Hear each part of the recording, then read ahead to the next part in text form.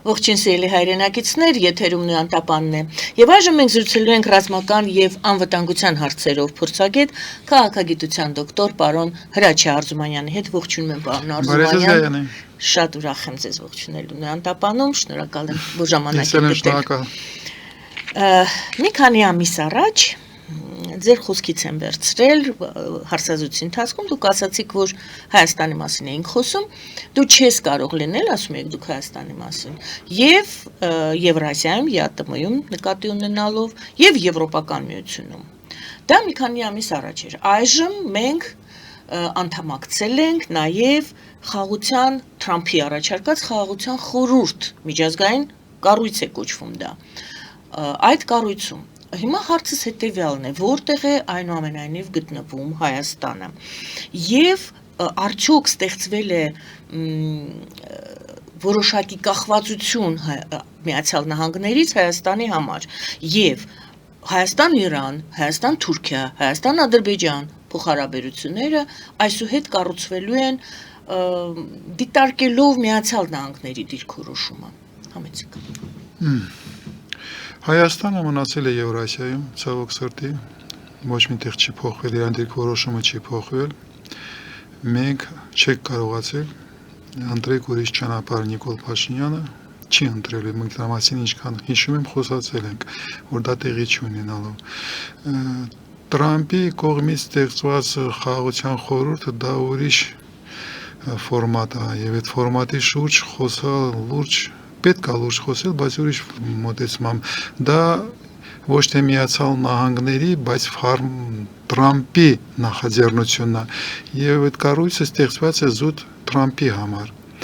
եւ կառույցում հիմնական մոտեցումը դա փաստորեն ինչ որ ֆինանսական միջոցների կուտակումն է եւ այդ խորհուրդը ձևավորված է եւ լրիվ Տրամփի վերահսկողության տակ է, նախագահի վերահսկողության տակ է, որը հավաքում իր ձեռքին ողջ իշխանությունը, աչինք իշխանությունը, հա, եւ ֆինանսական միջոցները եւ ինքն է որոշում, ոնց են ծախսվելու այդ գումարները, ոնց է դա տեղի ունենալու, դա մի խոսքով Տրամփի ձեռքի տակ բացարձակ իշխանության տակ սարքված մի խորհուրդ է։ Եվ այդ երկրները, որոնք այդ խորհրդում են, արդյոք կախվածության մեջ չեն հայտնվել Տրամփից։ Չէ, իրանք ուղղակի Տրամփից գումար են տալիս ճակետներում եւ Տրամփից դիստանցիա են վերցնում կամ փորձելու են Տրամփին խաղացնել։ Ինձ համար ուղղակի անհասկանալի է ինչ ունի այդտեղ Հայաստանը, որովհետեւ այդ խորհրդում գտնվում է Ռուսաստանը, պիտի մտնի Ադրբեջանը, Թուրքիան, Պակիստանը, Իսրայելը երկար մտածելուց հետո ստիպված էր Նետանյահուն մտնել, ուրիշ վարիանտ չի ունեցել։ Դες այնտեղ երկրներ են, որոնք իմ ժողովրդի ազգի դեմ գործել են ցեղասպանություն։ Այնտեղ Իսրայելն է, որը Հայաստանում, Արցախում ոչ թե անմիջապես մասնակցել է ցեղասպանության, բայց Գազայում անմիջապես ցեղասպանություն է գործում։ Եվ ագրեսիվ ավտորիտար ավելի շուտ երկրներ են հավաքվել։ Ինձ համար անհասկանալի է այնտեղ Հայաստանը ինչ ունի։ Ես չեմ կարողանում գտնել պատասխան, բացի նրանից, որ այսօր Հայաստանը անձնական կախված է Տրամփից եւ երևի վարչապետը չկարողացավ ասել ոչ Տրամփին պահպանելով իր իշխանությունը, որովհետև ուրիշ լուծում, այստեղ դու տեսնում ես միայն Հայաստանի կողմից Նիկոլ Փաշինյանի իշխանության մնալու ցանկությունը, Տրամփի աչքերին լավ երևա, Պուտինի աչքերին լավ երևա, որովհետև այդ նստած են Պուտինը եւ Տրամփը, Էրդողանը, մեծ տղաներ, մեծ անձնավորություններ, ավտորիտար, որոնք հա, Պակիստանն անստած միջուկային զենք ունեցող Սաուդյան Արաբիա եւ Հայաստան։ Այդ ֆորմատը չի համապատասխանում ոչ մեր մշակույթին, ոչ մեր տեղին, դա մեր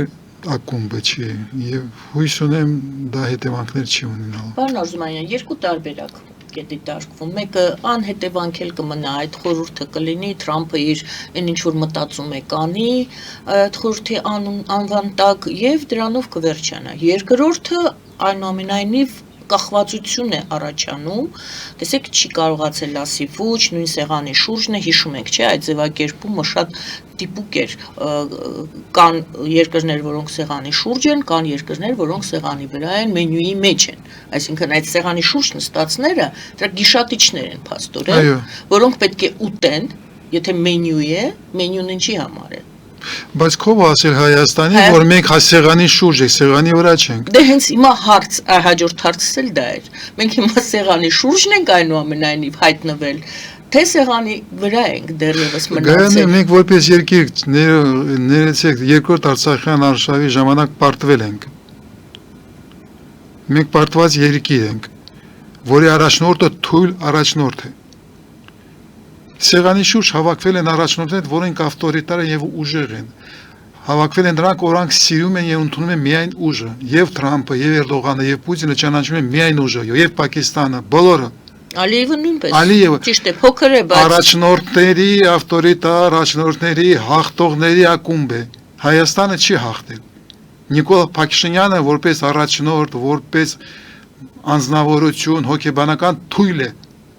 Ինքը չի կարող այդ սեղանի շուրջ նստած լինի։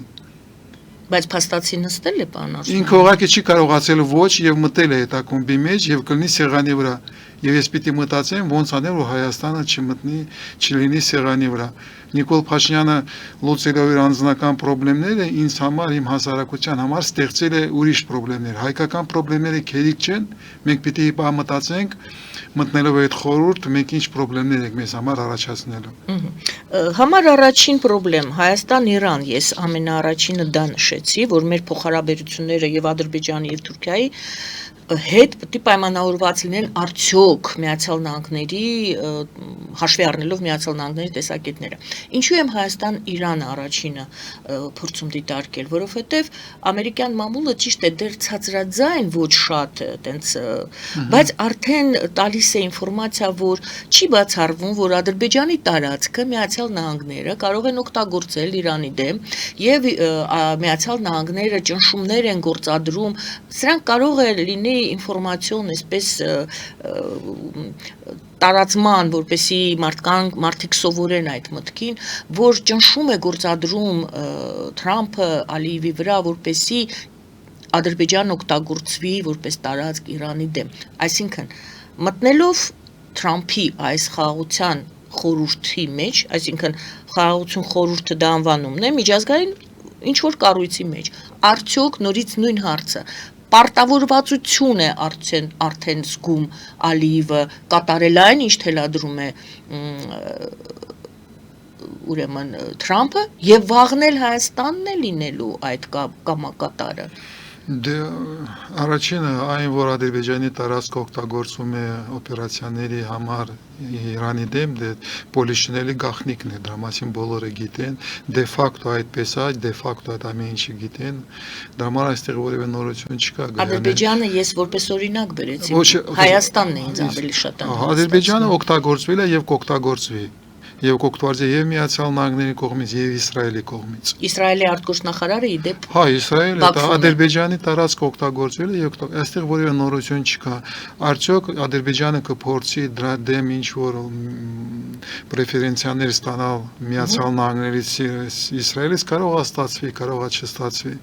Պետք է նայենք։ Հայաստանը պիտի կարողանա ասել ոչ այն քաղաքականության եւ վտանգի տակ է դնվում իր ապագան, որովհետեւ մենք Ադրբեջանի նման մեջքից ոչ Իսրայել, ոչ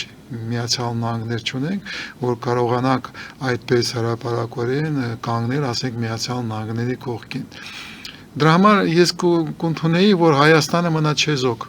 այս կոնֆլիկտում, որը Միացյալ Նահանգները, Իսրայելը եւ Միացյալ Նահանգները շարունակում են Իրանի դեմ, մենք իրավունք չունենք այստեղ ինչ որ կողմի կանգնել։ Հայաստանը այդքան ուժեղ չի, որ կարողանա կամ Իրանի կողմին, կամ Միացյալ Նահանգների կողմին։ Մենք պիտի չեզոք մնանք։ Այն, որ մենք մտել ենք այդ խորհրդի մեջ, լավ հետևանքներ չի կարող ունենալ, բայց հուսում եմ, որ վատագույնը չի ունենալ տեղից։ Իրանի դեմ պատրաստվող եւ տանվող պատերազմում մենք պիտի մնանք չեզոք։ Մենք այդ ճոխությունը եւ իրավունք չունենք միանալ այդ process-ներին եւ պետք չի միանալ Հայաստանի հայ ազգի ազգային շահերը ելներով, շահերից ելներով մենք պիտի մնանք չեզոք։ Իմ հարցս հենց դրան էր վերաբերում։ Դուք ասում եք պետք է մնալ չեզոք, այո, տեսականորեն այո, գործնականորեն Փաշինյանը կարողանալու է ասել ոչ Թրամփին, եթե նման պահանջ ներկայացնի։ Ցավոք սրտի Փաշինյանը չի կարող ասել ոչ ավտորիտար առաջնորդներին, ոչ Պուտինին է կարող ասել ոչ Թրամփին է կարողանում ասել ոչ։ Այսինքն վտանգ կա այդտեղ։ Վտանգ կա եւ անկանխատեսելի վիճակ է, ես չգիտեմ Փաշինյանը ինչ որոշում կարող է ընդունել, բայց որ Փաշինյանը նորից եմ կրկնում թույլ է եւ ավտորիտար առաջնորդների խոսքին ուժային կենտրոններին կարող է ասել ոչ, ես չեմ պատկերացնում։ Լավ, ՆԱՏՕ-ի գլխավոր քարտուղարն է ասում, Եվրոպան չի կարող իրեն պաշտպանել առանց Միացյալ Նահանգների։ Եվրոպա, Միացյալ Նահանգներ։ Հայաստանը շատ վերլուծություններ են հիմա գրում այն մասին, որ Եվրոպան խոճապի մեջ է, Եվրոպան իր խորհուրդը պետք է ստեղծի, Եվրոպան դե ասում էին շնորհակալություն Թրամփին, մենք արդեն 10%-ի պետք է բարձրացնենք մեր ուրեմն հանգանակությունները, այո, ոչ թե հանգանակությունները, ներողություն, հատկացումները ՆԱՏՕ-ի այդ բանակի հետ կապված, մի խոսքով Եվրոպան ծանր վիճակում է եւ հարց արդյոք Եվրոպան կարող է այս վիճակում շարունակել նույն ձևով աշխատել Հայաստանի հետ եւ Հայաստանը դեռ կարող է նայել Եվրոպայի ուղղությամբ, որ իդեմս Եվրոպայի ստանա գործընկեր, կայուն զարգացում։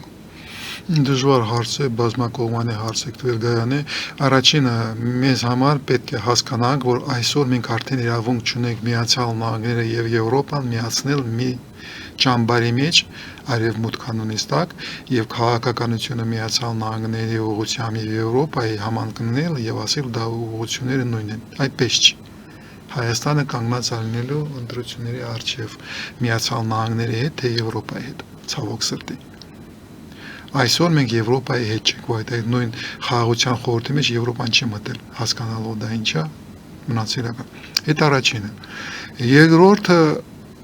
այսօր ՆԱՏՕ-ի գլխավոր քարտուղարը ճիշտ է, այսօր Եվրոպան չի կարող իր պաշտպանի առանց Միացյալ Նահանգների, որովհետև այդպես էր կառուցված ՆԱՏՕ-ն, այդտեղ Միացյալ Նահանգները ունեին գորիզային դեր եւ ազդեցություն եւ մի օրում դա դու չես կարող փոխել։ Պետք չմոռանալ, որ ամեն ինչը Թրամփը եկել իշխանության ընդամենը մի տարի առաջ եւ Եվրոպան հիմա է բացահայտում իր համար, որ Միացյալ Նահանգները արդեն վստահելի դաշնակից չեն։ Պետք է ժամանակ, անվտանգության կառույցները, համակարգերը երկար ժամանակ են պահանջում կառուցելու համար։ Դրա համար Եվրոպան պիտի լուծի այդ խնդրը։ Այսօր Եվրոպան ի վիճակի չէ։ Բայց ապագայում Եվրոպան պարտավոր է այդ խնդիրը լուծել, որտեղ Միացյալ Նահանգները պարզ հստակ հասկացրել են, որ իրանք հեռանում են եվրոպական անվտանգության համակարգից։ Եվ եթե դու ուզում ես գոյատևել, շարունակես զարգանալ, դու պիտի լուծես այդ խնդրը։ Եվրոպան այդ հարցը կարող է դնել եւ կարող է անշուշտ լուծել, որտեղ Եվրոպայի երկրների ընդհանուր ներուժը, տնտեսական ներուժը, քաղաքական ներուժը շատ քիչ է, փոքր է Միացյալ Նահանգներից, մնացածներից ավելի մեծ է։ Այդ ներուժը, այդ հնարավորությունը Եվրոպան ունի, բայց այստեղ Եվրոպան պիտի լուծի մի լուրջ խնդրեմ, որովհետև անվտանգության համակարգը, որը կառուցված էր նորից կրկնեմ, կոնտրոլված էր ամերիկանակենտրոն։ Եվ դու հիմա այսօր դու պիտի սկսես կառուցել եվրոպական անվտանգությունը, որտեղ չկա Միացյալ Նահանգներ։ Եվ դա պարտադրում է կառուցել կենտրոն, որտեղ դու սկսելու ես դնել եւ լուծել անվտանգության պաշտպանության խնդիրները, որտեղ Եվրոմիությունը եւ ՆԱՏՕ-ն ընդհանրապես իրանց կառուցվածքով պատրաստված չեն Եվրոպական միության մասին խոսենք առաջին։ Եվրոպական միությունը դա շուկա է։ Ինքը չէր կառուցված այնպես, որ ինքը պետք է լուծի անվտանգության խնդիրները։ Երբ պիտի որոշումները շուտ ընդունես,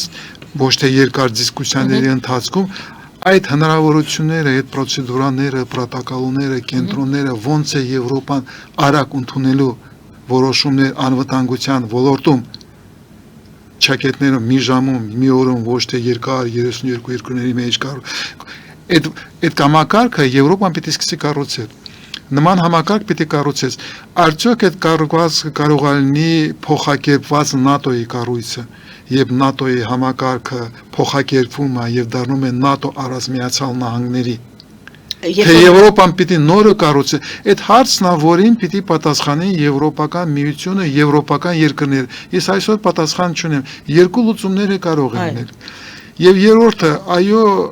դա անմիջապես ռազմական եւ գոյատևական սպառնալիք է ռազմական Եվրոպայի համար։ Բայց եթե վերցնում ենք ժամանակը, Եվրոպան ժամանակ ունի, որովհետև անմիջական սպառնալիք է Ռուսաստանն է Եվրոպայի համար ներկայացնում, բայց այսօր Ռուսաստանը այն վիճակում չէ, որ Եվրոպայի դեմ կռվի։ Ռուսաստանը չկարողացավ Ուկրաինան վերցնել, Ռուսաստանի ռազմական մեքենան 4 տարվա պատերազմը 5-րդ տարին սկսում պատերազմի կարողացել է Ուկրաինայի ընդամենը 20% վերցնել։ Դրա համար Եվրոպան ունի ժամանակ, բայց արդյոք եվրոպական երկրները ընդունակ են գալ համաձայնության եւ որոշում ընդունել, որ իրանք սկսում են կառուցել եվրոպական պաշտպանության այդպես համակարգ եւ կենտրոն եւ դրանով դառնում են աշխարհաքաղաքական առանձին դերակատար, թե Եվրոպան շարունակում է այսպես ապրել հույսը դնելով Աստծո վրա, ուրիշների վրա, ես այդ պատասխանը չունեմ, բայց եթե Եվրոպան ընտրի երկրորդ ճանապարհը, Հայաստանի օրը բավականին դժվար է, եթե Եվրոպա ընդունի որոշում, որ իրանք դառնում են դերակատար, աշխարհաքաղաքական դերակատար եւ ընդհանուր աշխարհակարգում տեղ են զբաղեցնում որպես երկրորդ հզորությամբ Միացյալ Նահանգների, Չինաստանի հավասար ուժային կենտրոն, համաշխարհային կենտրոն, այդ ժամանակ Հայաստանը ստանում է ավելի լավ լուծումներ։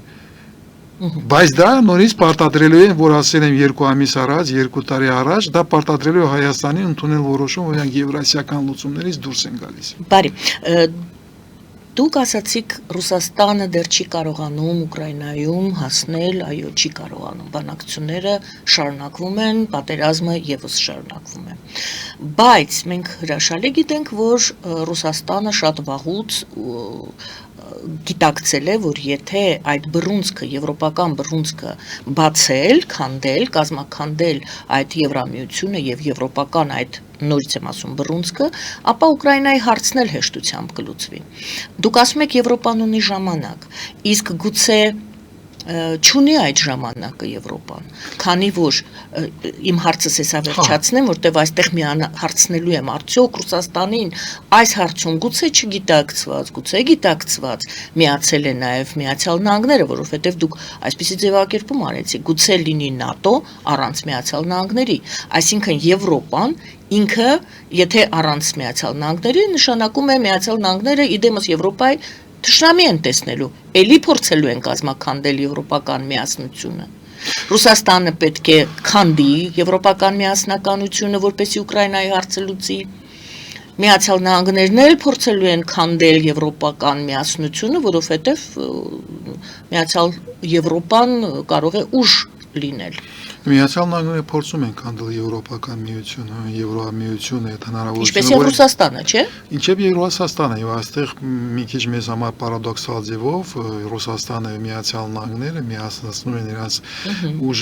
ուժերը չեմ ուզում միացնել, միասին ուզում են ցանկանում են նույն նպատակներին։ Եվ այդ նպատակը, որ ձևավորում ես, տեսնում ես,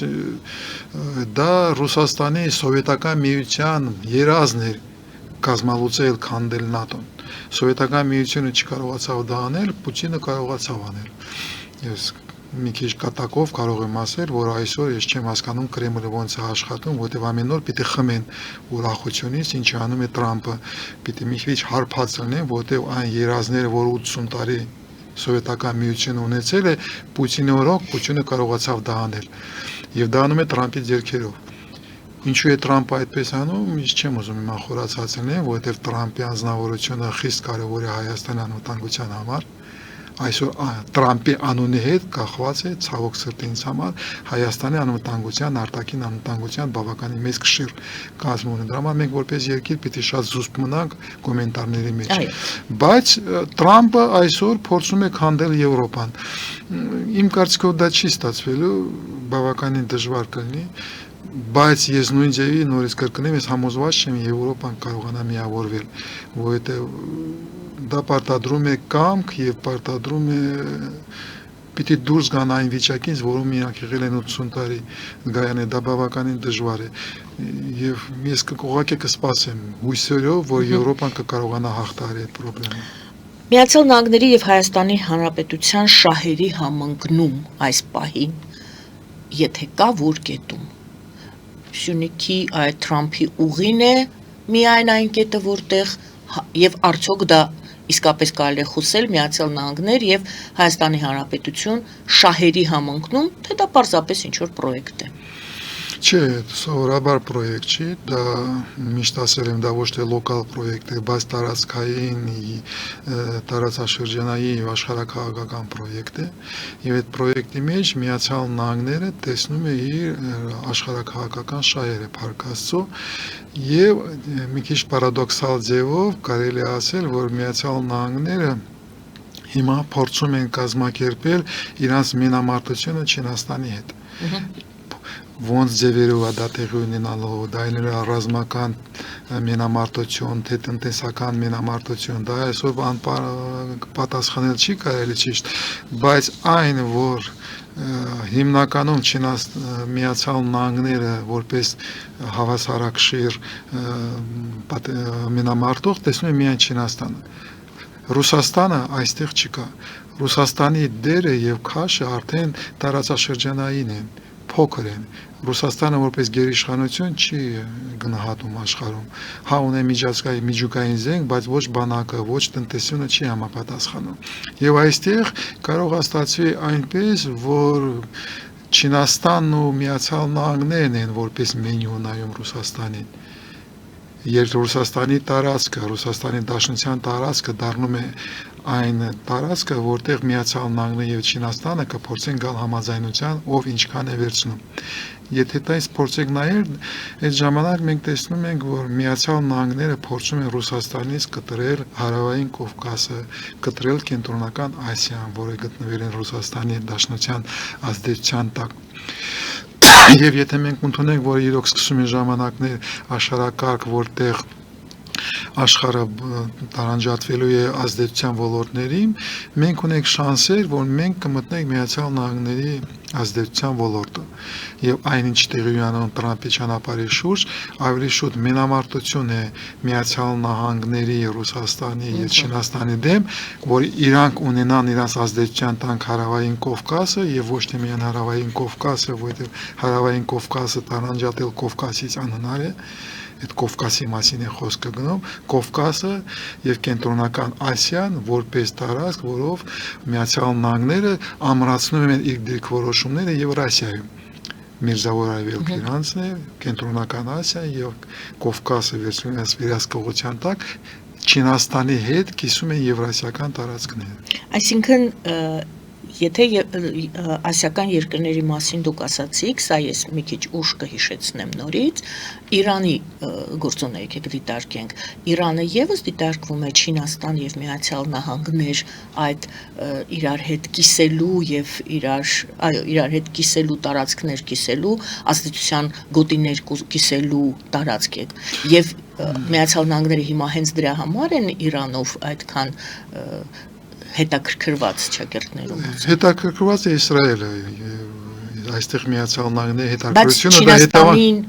Չինաստանին չեզոքացնելու հակառակ Չինաստանին Միացյալ Նահանգների խորքային պետությունը այդպես ձևավորենք իրանց դասական վերնախավը, ռազմաքաղաքական վերնախավը գիտակցում է, որ Իրանը դա քաղաքակրթություն է։ Դա մի պետություն է, որը հազարամյակներում ունեցել է պետականություն եւ միշտ ունեցել է իր դերը Միրզավոր արևելքում։ Միացյալ Նահանգների ավելի հետաքրքիր կլինի, երբ Իրանում փոխվում է ռեժիմը, այնտեղ ձևավորում է սեկուլար աշխարհիկ պետականություն եւ իշխանություն եւ իրանք ունեն լավ հարաբերություններ Իրանի հետ։ Դա ավելի օգտակար լուծում է Միացյալ Նահանգների համար, բայց Իսրայելի համար խիստ կարևոր է ոչ թե ռեժիմի փոփոխումը, բայց Իրանի տապալումը, Իրանի կոլապսը, երբ Իրանը կիսվում է որպես պետություն եւ այդ քաոսը, որը ստեղծվում է 93 միլիոնանոց ժողովրդի ազգի պետության կազմալուծումից, ստեղծվում է մի քաոսային վիճակ եւ այդ քաոսային վիճակում Իսրայելը համոզված է ինքը կարողանա պաշտպանել Իսրայելի ազգային անվտանգությունը ավելի հեշտ, քան թե հզոր մեծ 93 միլիոնանոց երկրի հետ։ Եվ այստեղ հակասություններ կան Միացյալ Նահանգների շահերի եւ Իսրայելի շահերի մեջ։ Բայց ես համոզված չեմ, որ Թրամփը կհետապնդի Միացյալ Նահանգների ազգային շահերը, ոչ թե Իսրայելի շահերը։ Դրա համար այստեղ Չինաստանի հետ հարաբերությունները դա երկարաժամկետ հաշվարկներ են։ Այսօր հաշվարկները ավելի լոկալ են եւ առաջնորդային են։ Դրա համար պետք է սպասել։ Հիմա Միացյալ Նահանգները նորից կուտակում է ռազմական ուժ Մերձավոր Արևելքում, Վենեսուելայի խնդրը լուծված է ճակետներում եւ նորից կուտակում է ռազմական ուժ։ Ես համոզված չեմ, որ այդ կուտակված ռազմական ուժը կաշխատի Իսրայելի ազգային անվտանգության տրամաբանության մեջ, ոչ թե Միացյալ Նահանգներին։ Եվ այդ վիճակում մենք հաստատ պիտի մնանք չեզոք։ Մենք նորից եմ կրկնում, իրավունք չունենք միանալ ոչ Իսրայելին, ոչ Իրանին, որովհետև այդտեղ մեր շահերը պարտադրում են, որ մնանք չեզոք։ Դա շատ դժվար է լինելու։ Դեռ պարտադրում է եւ ճկունություն, եւ հնարավորություն, եւ կամք ասել ոչ։ Նախատեսում եք արդյոք, որ դե պարզ է Չինաստանը այդպես հանգիստ չի կարող երկար սպասել տեսնել Միացյալ Նահանգները ինչպես են գործում եւ նույն այդ կենտրոնական Ասիայի երկրները դուք ասում եք նա փորձում է իրենով անել, այս Թրամփի ուղի մասին է խոսքը, եւ Իրանի հարցը հանգուցալուծել ի նպաստ իր շահերի։ Արդյոք կարծում եք, որ Թրամփի ուղին դա այն կետն է լինելու, որը Միացյալ Նահանգներ եւ Չինաստան շահերի բախում է լինելու այդտեղ։ Այդտեղ թաթերաբեմ կարող է լինել։ Փառք Աստծո ոչ, որովհետեւ դա փոքր պրոյեկտ է, աշխարհակաղակական, բայց փոքր պրոյեկտ է։ Միացյալ Նահանգները Չինաստանի հետ բախվում են մետաքսի ճանապարհի շուրջ, ավելի հետաքրքիր, ավելի հզոր ճանապարհների մարշրուտների շուրջ։ Այս միջին կորիդորը, որը կառուցում է, դա ուղղակի միջին է, կա հարավային, կա հյուսիսային։ Փառք Աստծո այդքան ուշադրության մեջ չէ եւ մնացած թաթերադեմները, որտեղ մենամարտությունը գնում, ավելի մեծ են եւ ավելի կարևոր են։ Դրա համար ես հույս ունեմ, որ մենք չենք դառնալու ուշադրության կենտրոնի մեջ Չինաստանի եւ կիզակետում չենք գնալու, մենք ունենք մի քիչ ժամանակ։ Մի 5 տարի հույս ունեմ մենք ունենք, այդ 5 տարում մենք պետք է լուծենք մենք ներքին քաղաքական խնդիրները եւ այդ ժամանակ եւ հիմնական խնդրը մեզ համար դա Իրանի խնդիրն է իհարկե։ Ոնց է լուծելու Միացյալ Նահանգները եւ Իսրայելը, ոնց են պատրաստվում լուծել Իսրանի խնդիրը։ Արդյոք Իրանի ռեժիմը այդքան կայուն է, ինչքան այո իրան կարողացել են այս ճգնաժամը հաղթահարել, բայց ներքին խորքային խնդիրները, որը ծնում են այդ խնդիրները, Իրանը չի լուծել։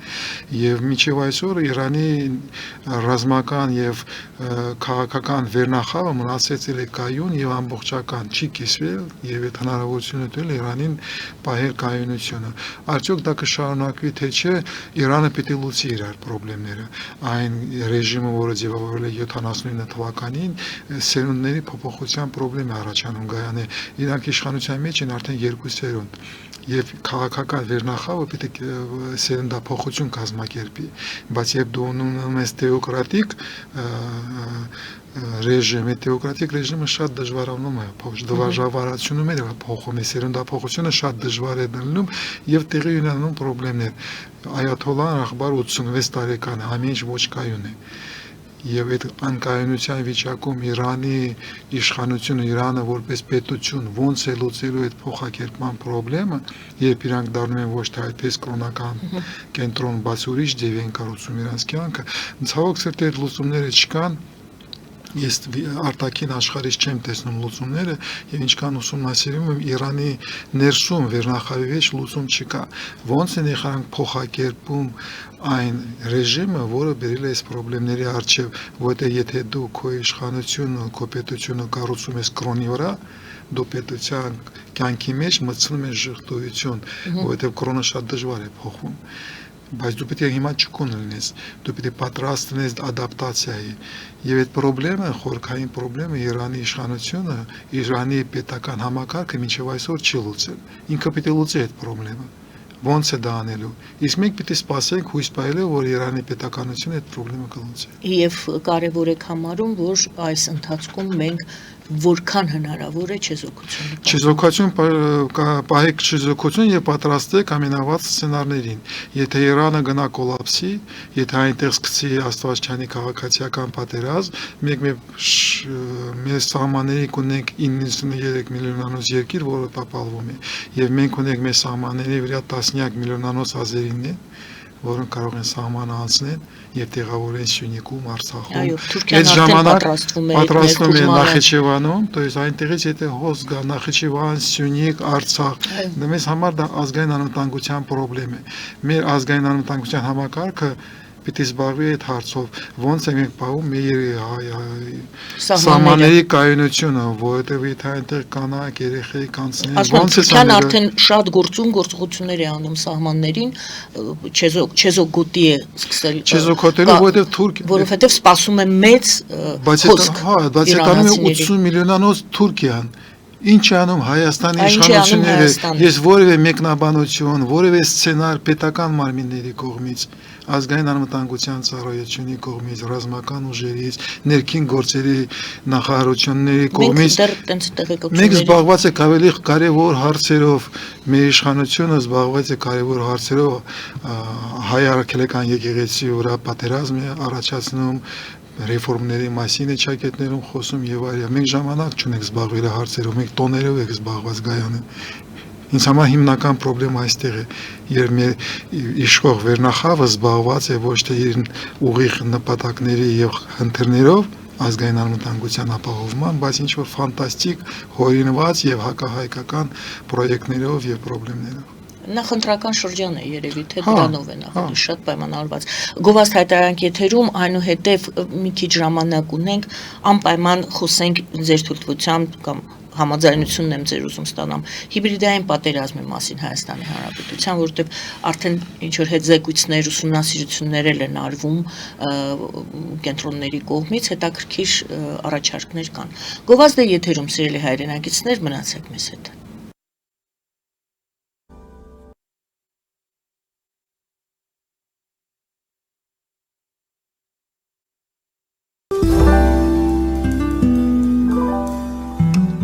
Ֆելիչե ժամանակակից ատամնաբուժական կլինիկա։ Այստեղ հարմարավետությունն ու խնամքն առաջնային են։ Այստեղ կիրառվում են ատամնաբուժական ամենաժամանակակից տեխնոլոգիաներ, ճշգրիտ ախտորոշում, արդյունավետ բուժում, նուրբ փորձառություն եւ անհատական մոտեցում։ Սկսած սովորական մանրուքներից մինչև առաջադեմ ընթացակարգեր, այստեղ դուք գտնվում եք բարձր որակավորում ունեցող եւ փորձառու ատամնաբուժական մասնագետների ձեռքերում։ Մեր բարեկամական եւ հյուրընկալ անձնակազմն այստեղ է յուրաքանչյուր այցը հաճելի դարձնելու համար։ Ֆելիչե, ձեր առողջ եւ ամենաերջանիկ շպիտը սկսվում է այստեղից։ Եկեք եւ բացահայտեք նորարարության փորձագիտության եւ կարեկցանքի կատարյալ համադրությունը։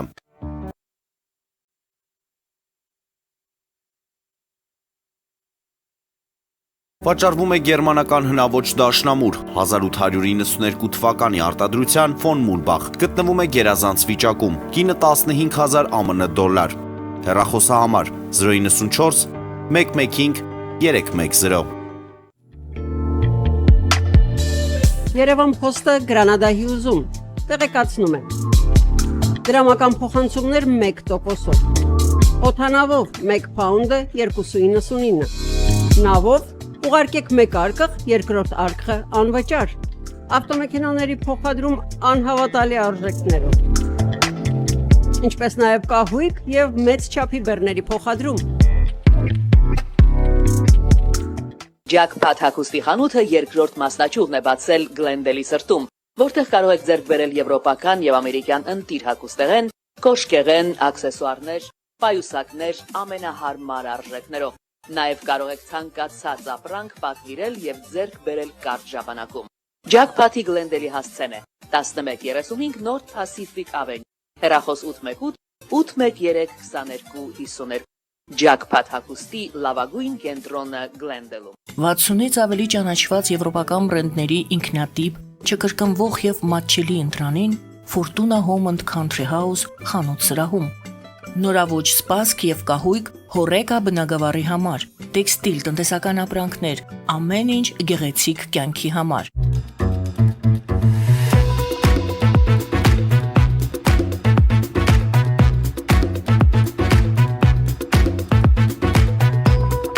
Արարատ ռեստորան, ընտանեկան եւ ընկերական ժամանցի լավագույն հասցե, սիրված արտիստներ, հյուրընկալ մթնոլորտ, հարուստ ճաշացան, անմահական խորտիկներ, Արարատ ռեստորան, հասցեն ամփոփող, սիրով սպասում ենք ձեզ։ Լավագույն պաղպաղակ, բնական, համեղ եւ մատչելի գներով պաղպաղակը կարող եք ձեռք բերել բոլոր հայկական խանութներում։ Պահանջեք հայկական պաղպաղակ, Թամարա պաղպաղակ։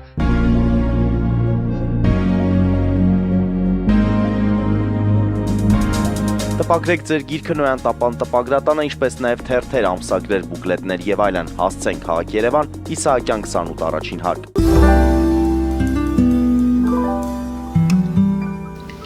Սիրելի հայրենակիցներ, հիշեցնեմ, որ մենք զրուցում ենք Հրաչյա Արզումանյանի հետ,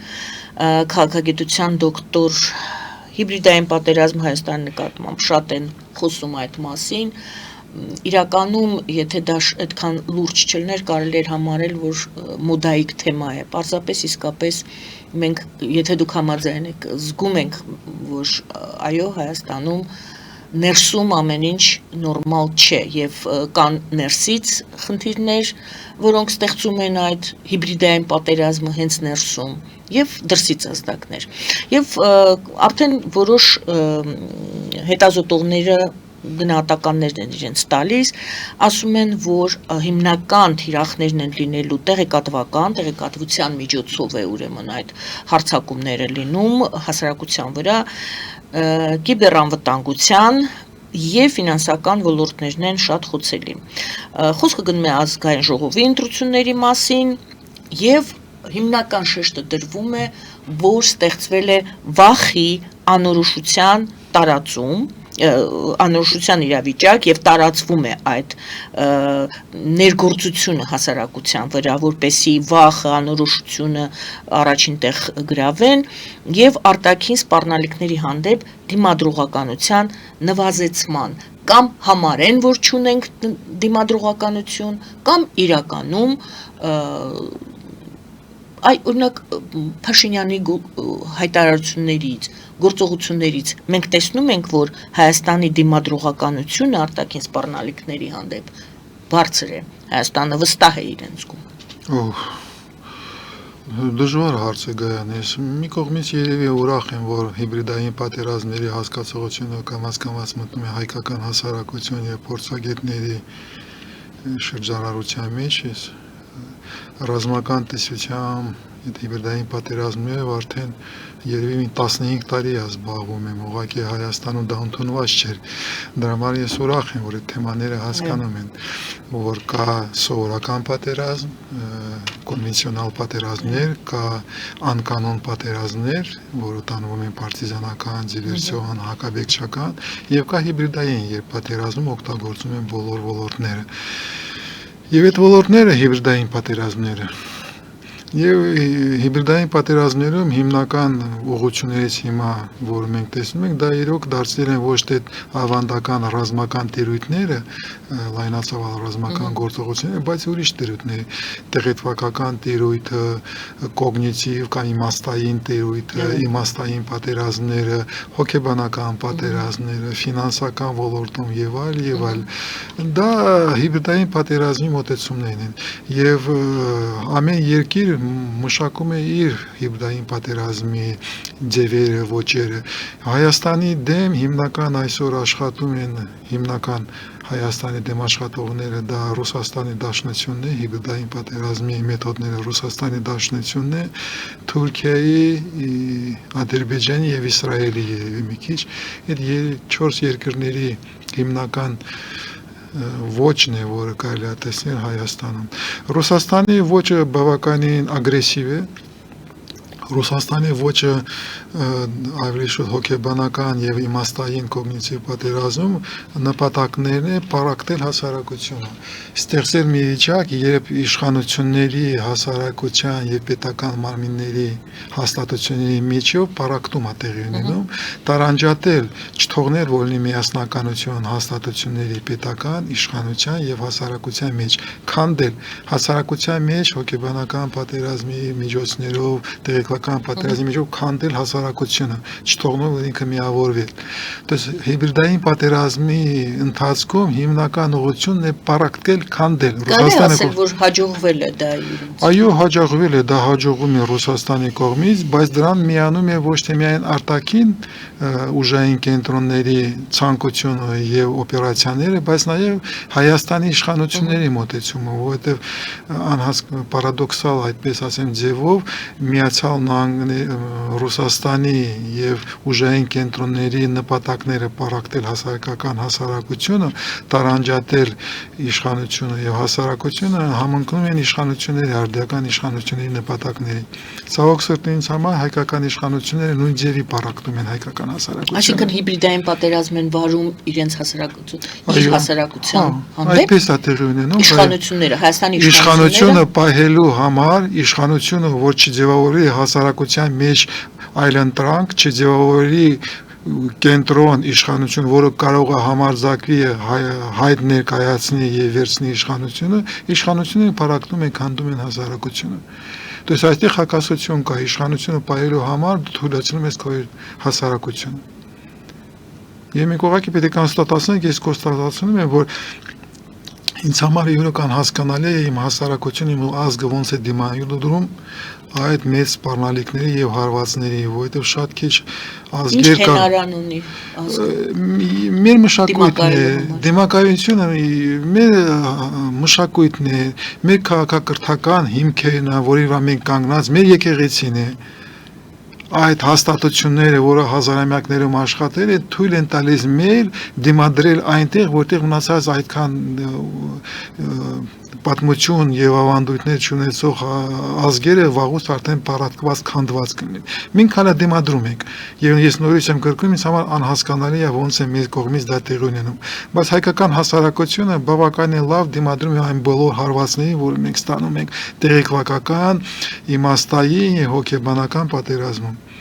Եվ այստեղ կայի ավելացնեմ, որ վերջի երևի 25 թվականից ես կամաց փորձում եմ կենտրոնանալ այդ ուղղության վրա, որովհետև այսօր մենք փաստորեն մեր դեմ գնում է վարում են պատերազմ, հոգեբանական պատերազմ, կոգնիտիվ կամ իմաստային պատերազմ, բայց Հայաստանը չունի հայեցակարգ, ոնց են նման պատերազմները վարում։ Հայաստանում չկա դպրոց, Հայաստանում չկան հաստատություններ, որ այդ պատերազմի ձևով զբաղվում են։ Փառք Աստծո, վերջի 2024 թվականի վերջում ձևավորել են մի փոքր խումբ, որը փորձում է հարցերը առաջնանել եւ զարգացնել նման հայեցակարգ, նման տեսություն եւ ադապտացնել միջազգային փորձը Հայաստանի համար։ 2025-26 թվականը հաստատ կփորձենք կենտրոնանալ այդ հարցերի վրա եւ 26 թվականի վերջում 27 թվականում ես հույս ունեմ եւ Հայաստանում կձևավորվի նման հայեցակարգ, նման ռազմավարություն, ոնց Հայաստանը որպես ազգ, որպես պետություն ունեցող ազգ կարող է դիմադրել հոգեբանական, իմաստային, տեղեկատվական պատերազմներին։ Դա բավականին դժվար հարց է, որովհետեւ տեսական ոլորտում այդ հարցերը լուծված չեն։ Այդտեղ կան տարբեր դպրոցներ եւ մենք պետք է հասկանանք մեր ճանապարհը Հայաստանի տեղեկատվական պատերազմ ոնց պիտի ձևավորվի, Հայաստանի հոգեբանական պատերազմը Հայաստանը ոնց պիտի վարի, կոգնիտիվ իմաստային պատերազմը ոնց պիտի վարվի։ Դա բավականին խորքային հարցեր են, ես ուրախ եմ, որ կամաց ոտքի են կաղնում այն գիտնականները, որ այդ հարցերով զբաղվում են։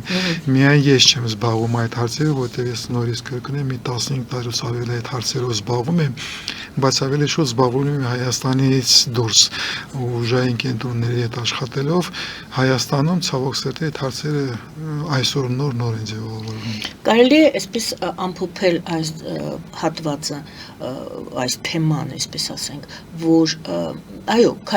լինում են կարծիքների տարբերություն, ցանկացած մարդ իրավունք ունի ունենալ իր կարծիքը, ժողովրդավարական պետություն է, Հայաստանն էլ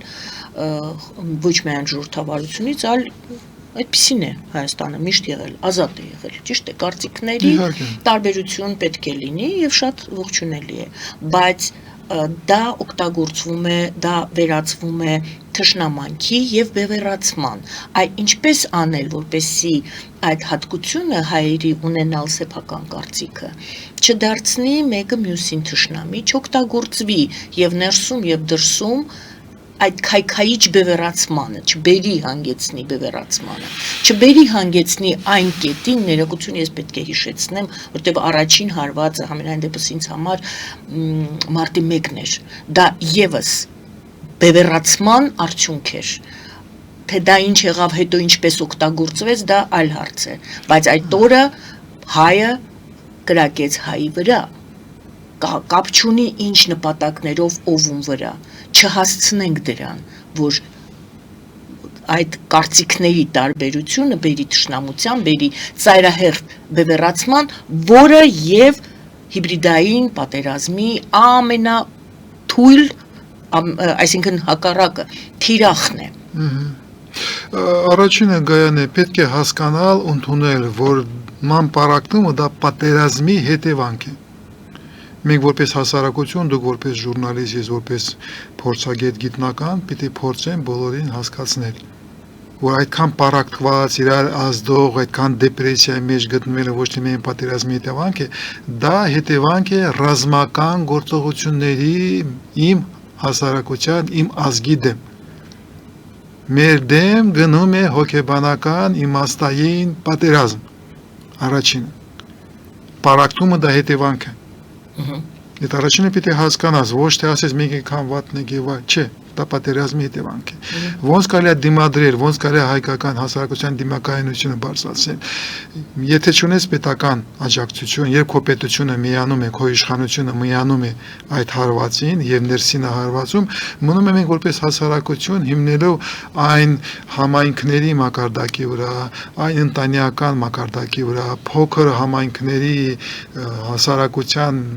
մեջ ձևավորվել, իրար ճանաչել, իրար վստահել եւ կառուցել այն բջիջները, որը դիմակայում են եւ քայլեր առաջացնել, քայլեր անել, որ տեղի ունենա կոնսոլիդացիա, то есть քո հասարակությունը սկսի հավաքվել։ Գիտակցել, որ պատերազմի հետևանք է, դու պիտի հավաքվես եւ սկսեն քայլ առ քայլ ջանքեր թափել, որ սկսեք հավաքել հասարակություն։ Այսինքն առաջինը գոնե պետք է լինի, որ գիտակցվի, որ տարբեր կարծիք ունենալը դա նորմալ է։ Չի նշանակում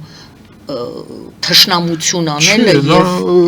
տարբեր կարծիքներ մինչեւ իրար ոչնչացնելուն գնալ կարծիքը տարած տանել։ Տարբեր կարծիքներ ունենալ դա բնական, առողջ մանավանդ էս մեր խառը վիճակը։ Խառը հայի համար հիմա մենք պետք չէ, մենք ավտորիտար ժողովուրդ չենք, մենք ավտորիտար ազգ չենք, մենք սովոր չենք կայսրական մի թելադրանքի մի առաջնորդի տակ։ Մեզ համար դա բնական է եւ դա առողջության հիմք է եւ դու ունես բազմակարծիք մոտեցում, բազմակարծիք լուծումներ, որպես ազգ դու կարող ես ընտրել այն ճանապարհը, որը ավելի ապահովում է, ավելի ճիշտ է քեզ համար։ Այստեղ պրոբլեմ չկա։ Այստեղ պրոբլեմը այն է, որ դու պիտի հասկանաս այդ բազմակարծիքարությունը թելադրում է, որ դուք ունենալով քո կարծիքը, բայց ի վերջո հիմնական հարցերի շուրջ, ազգային հարցերի շուրջ սկսես միավորվես ընտանիքներով, միավորվես փողոցով, միավորվես պրոֆեսիոնալ կոլեկտիվներով, միավորվում են գաղափարի շուրջ, միավորվում են արժեքի շուրջ։ Մեզ համար որպես մեկ գաղափարի, մեկ արժեքի, մենք գուցե դա ենք կորցրել եւ խճճում են եւ Փաշինյանը ժամանակ առ ժամանակ իր գաղափարներն է առաջ բերում, որն է այդ ընդհանուր գաղափարը, որն է այդ ընդհանուր արժեքը եւ մարդիկ չեն համաձայնվում են, չեն համաձայնվում, բայց Փաշինյանը պետք է մեզ թելադրի, որն է այդ արժեքը, որի շուրջ կարելի է հավաքվել, որն է այդ հիմնական գաղափարը, թե մենք դա չունենք հենց։ Դա է պետք չէ հորինել պրոբլեմներ, որը չկան ճակետներում։ Մենք ունենք ընդհանուր գաղափարները, արժեքները, որի շուրջ մենք կարող ենք, որի վրա կառուցված է հայ ազգը։ Դա ազատությունն է։ Պետականությունն է, քո կրոնն է, քո հավատն է։ Այդ երեքը կարելի է մի 4-5, այդ երեքը քեզ հերիք է միավորվել համար դու պիտի լինես ազատ, անկախ, կառուցել Հայաստան որևէ ուժային կենտրոնի կայսրության ձեռքո չի։ Դու ունենաս քո պետությունը, վերականգնես քո պետությունը, հայկական պետությունը, հայոց պետությունը, եւ դու պահպանում ես քո ավանդույթները, քո պատմությունը եւ քո հավատը։ Դու ունես եւ հավատ, ունես եկեղեցիներ, որ այդ հավատը պահում են, դու ունես քո ազգը, քո քաղաքակրթական ժառանգությունը հազարամյակներում շատ քիչեր ունեն, քո պատմությունը, դու ունես քո աղետները, մեծ եղերնը շարունակվող, որը քեզ միավորում է, դու ամեն ինչ ունես, որը հիշողությունը միավորում է, դու ամեն ինչ ունես գայան է, ուղղակի քո միասնակությունը պարակտում են, եւ դու պիտի հակադրես, հասկանալիս, որ այն, ով հարվածում է հայ առաքելական եկեղեցու, ուրիշ եկեղեցիներն, ով պարակտում է քո պետության դեմ դուրս գալիս, ով ասում է, որ դու ելք չունես, դու պիտի հանձնվես Թուրքիային, Ռուսաստանի, ուրիշ ուժային կենտրոնների ձեռքի տակ լինես, եւ այլ, դա ուղղակի հակահայկական են։ Դու պիտի հասկանաս եւ փորձես հակադրես քո միջավայրում, սպասելով, հույս ունենալով, որ այդ փոքր միջավայրները ի վերջո կգա ժամանակ կմիավորվեն, կոնսոլիդացիա տեղ կունենան եւ մենք ունենանք այլ ընտրանք, որտեղ իշխանությունները կլինեն ուրիշ։ Մենք ունենանք ընտրենք իշխանություններ, որը եւ ժամանակ երբ ունենանք հետ բերենք հայկայազգի վերահսկողության տակ հայկական իշխանությունը եւ հայկական պետությունը, այդ ժամանակ այդ հարցերը արդեն ավելի հեշտ կլուծվեն։ Մեզ համար հիմնական խնդիրն է ինձ համար, որ մենք որպես ազգ չենք վերահսկում հայկական իշխանությունը եւ հայկական պետությունը։ Նրանք գտնվում են ուրիշ ուժային կենտրոնների վերահսկողության տակ։ Մենք պետք է ազատվենք։ Հետ սովետական միության փլուզման ժամանակ մենք վերականգնել ենք դրոշը։ Մենք իհարկե որպես ազգ, որպես ազգ, ոչ թե որպես հասարակություն, մենք պետք է հասկանանք, ինձ համար դա նույն ձևի սկզբունքային հարց է։ Հայաստանը, հայկական պետականությունը դա ողջ հայ ազգի պետությունն է, ոչ թե այն ազնվորությունների հասարակության, որը ասում է Հայաստան Հանրապետության։ Դա սկզբունքներից մեկն է։ Դրա համար, եթե մենք ուզում ենք համոզմունքն է պահենք Հայաստանը, պաշտպանենք Հայաստանը, մենք պիտի համամազգային ներդաշնակցություն եւ հավաքական կազմակերպենք։ Այնինչ մենք անցել ենք, մենք գիտենք, որ դա կարող ենք անել։ Մենք կարելի է 88 թվականից սկսած 91 թվականի Սպիտակի երկրաշարժի շուրջ եւ այլ, մենք կարողանում ենք դա անել, գայ, այդտեղ խնդրեմ չկա։ Ուղղակի ես եւ մասնագետ եմ եւ իրոք այդպես է։ Առաջինը պետք է հասկանալ, քո դեմ շարունակում է պատերազմը։ Դու մի ազգ ես, մի պետություն ես, որը պատերազմի մեջ է, եւ առաջի եւ հիմնական տրամաբանությունը, որը պիտի գնահատեսին չկարած տեղի անենում քո շուրջ եւ այդ Հայաստանի ներքո, պիտի առաջինը հաշվարկես լինելով ռազմական տրամաբանությունից։ Այո, քո դեմ պատերազմը, բայց երկու ճանապարհ կա՝ վախենալ, փախչել, որը այդ մանիպուլյացիաների արդյունքում սերմանվում է, մանիպուլյացիաների միջոցով սերմանվում է, վախենալ, փախչել, երկրորդը դիմակայել։ Հա, որովհետև միայն երկուսն է, երրորդը կա, մնացածները կարող են ունենալ, ասեն ենթարկում ես կայսրության եւ ապրում ես որպես ոչ անկախություն ունեցող ժողովուրդ։ Հիմա դրա վրա է, փաստորեն դրա վրա են։ Բայց խնդրեմը նրան է, որ դու վախենաս, թե դիմակայես։ Դիմակայես, բացի վախենալից, մեզ հստակ մեր երեսին ասել են, որ նրանց նպատակն է Հայաստան առածայերին։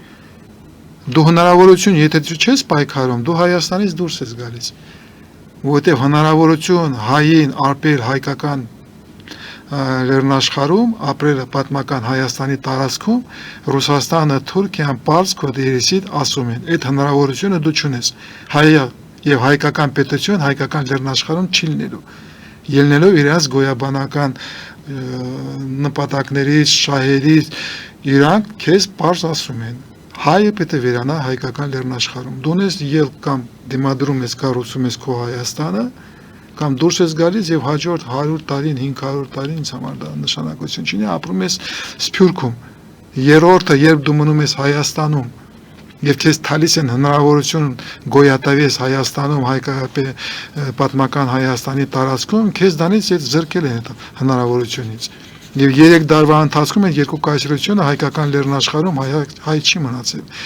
Մնացել է 27,000 կիլոմետրի հայերը, մնացած տարածքը արդեն մաքրված է հայից Գայանե։